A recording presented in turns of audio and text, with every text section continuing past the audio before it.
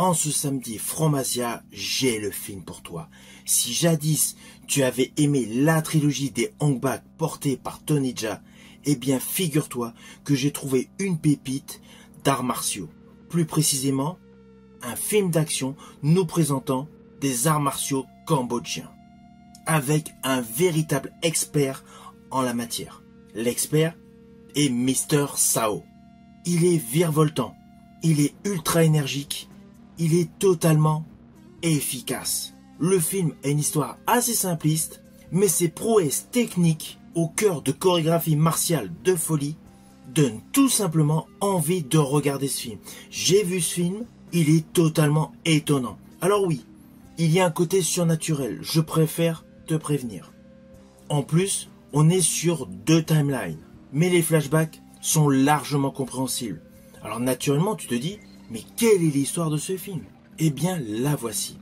Nous avons un personnage qui erre dans la rue, qui n'a pas de ressources, c'est un SDF, et il devient, contre un logement, plus précisément un endroit pour dormir, un emploi de surveillant d'hôpital. Un hôpital assez particulier. Dans le même temps, il se déroule des disparitions, des meurtres. Le film a une ambiance très particulière, car il y a un côté fantastique.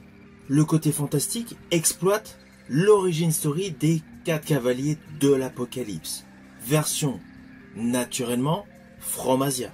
De ce fait, dans ce film, tu vas découvrir des personnages dignes d'un opus de la saga Mad Max, alors que nous sommes en pleine ville, à notre époque.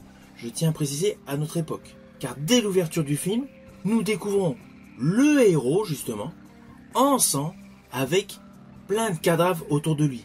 Et il est arrêté par la police.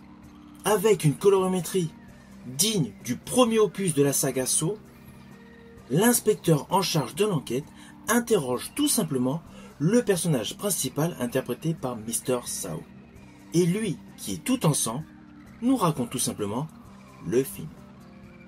D'où plusieurs timelines. Alors il y a 2 timelines principales. Il y a la timeline où l'histoire est racontée et la timeline sur les origin story du personnage principal. Alors, naturellement, il y a un effet de style de caméra pour te prévenir lorsque l'on change de timeline. Mais toute l'ambiance de ce film a un côté totalement innovant. Et le personnage, Mr. Sao, qui interprète Han Vaen, est un véritable expert en Bokator, l'art martial cambodgien. De ce fait, les chorégraphies sont extrêmement furieuses, dynamiques et explosives.